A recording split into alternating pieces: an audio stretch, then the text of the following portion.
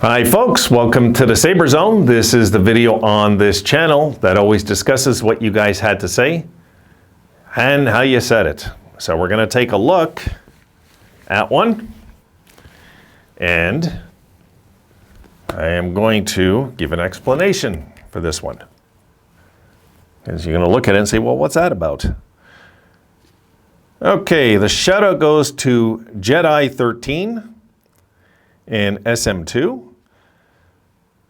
And Jedi says, the trouble is that anyone willing to move a first next season will probably want it lottery protected. Yes, of course. This is something to talk about because it's important. Jedi's responding to my video about us trying to get some kind of shot at Connor Bedard next year in the draft, right? So absolutely, Jedi, we're absolutely, we're not going to make the deal if it's lottery protected, and they're going to insist on protecting it, then no. There, end of video. No, that's it. No. This has to be only because it's not lottery protected, right? I mean, we're not going to go and give 2 first rounders and a stud prospect that I proposed for an unprotected draft. Forget it. Forget it. We'll just take the first this year then. There's no point. What difference does it make if it's protected? It makes no sense, right? So no, if we're going to do this, we're going to do it right.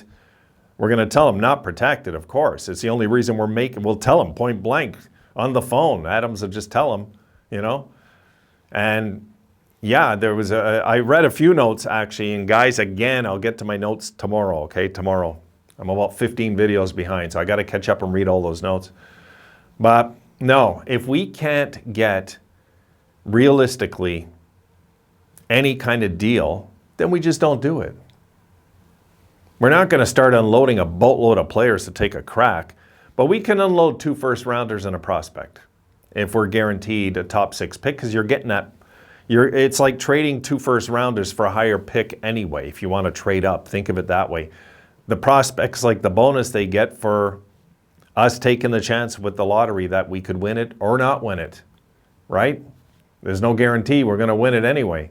I just would like another crack somehow, some way, without us having to miss the playoffs and have a bad year. I don't want to go that route. And yeah, I love the idea of the Sabres landing Bedard. Oh my God, this would be, in my head, a clinch for the Stanley Cup in my head. This is how much I like this kid. This kid's going to come in and be awesome. He's going to give McDavid a run now. This is the guy that's going to come into the league and give McDavid a run. And if we ever landed a kid like this on the team, my goodness. I mean, he's something else. So we're not going to trade the farm. We're just not. We're not going to trade the farm. We can't. We're done with the gambling thing. We paid the price when it comes to Connor McDavid already, We're not going to get shafted with another Connor, but we would take a guaranteed 5th or 6th pick. I mean, it's nothing to sniff at, right? I mean, we could say, hey, yeah, let's take it. Like top 6 pick, I would trade 16 and 30 for that, or 16 and 28 for a top 6 next year. Right away I would, without hesitation. Just that alone I would, because it's going to be a good draft next year. So I don't know. If we go that route and we make the deal, then we can just settle into our season without people having to worry about the draft, We've got our pick. We got to look at another team to lose, not us. We don't want us losing. No, we want to go into next season and really progress. This is nothing is worth sacrificing what we've built here. Nothing. We can't take that chance. And the truth is, Connor McDavid hasn't won a cup yet, right? So there's no guarantee anybody's that's going to win a cup eventually just because you get the top pick. But I would just love the Sabres to kind of have retribution for losing that lottery with Edmonton that year. It would be really nice to get the next prodigy coming in. It really would be.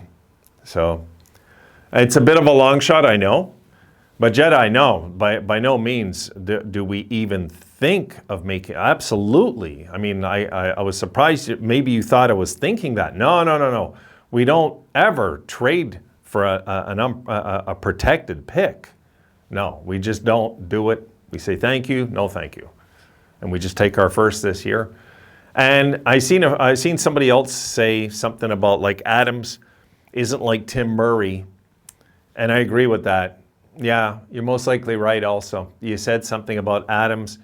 You can't see him. Tim Murray would do a trade like that, but you can't see Adams doing it, which is true.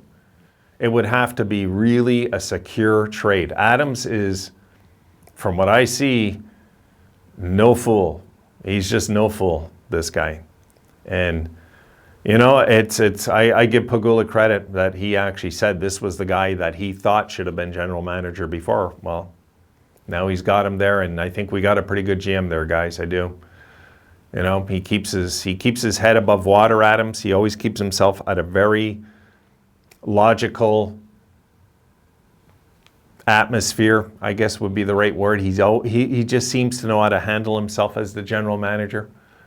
Doesn't panic, doesn't bend to the pressure of Harrington and company. He just doesn't.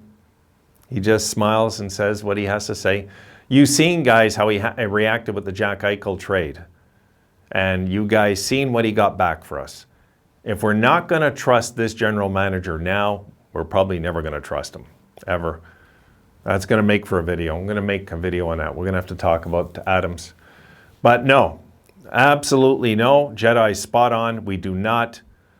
If it's lottery protected, forget it. Forget it. What do we want it for then? It makes no sense.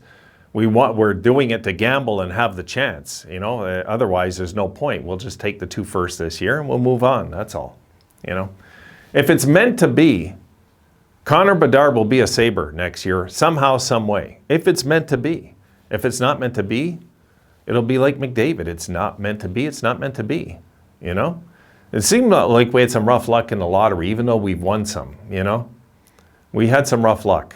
I mean, Dahlin didn't just jump into a Hall of Fame career like Austin Matthews has in Toronto, you know. And we lost Connor McDavid, who we knew was the runaway. We knew, come on, we knew. And, you know, we got Jack Eichel. And it wasn't a bad consolation prize, but it was a consolation prize. Guys, you ever get those rewards when you were kids, like ribbons for second place? Didn't feel good, right? That's how we felt. But we were still excited to get Jack Eichel, and at the time it made sense. It did. You know, there was nothing to be ashamed of. I mean, we gave it our best stab at tanking. It backfired. And that was it. So, okay, that's it, guys. I'll see you tomorrow. I'm going to get these videos up because it's late and I'm running out of time, and it must be going on 11. And I want to catch the end of this Carolina game because I'm missing it right now to talk to you good folks. So you guys have a great night. I'll see you tomorrow. And maybe I'll have Rosie on my video tomorrow. How's that? All right, have a good night, guys.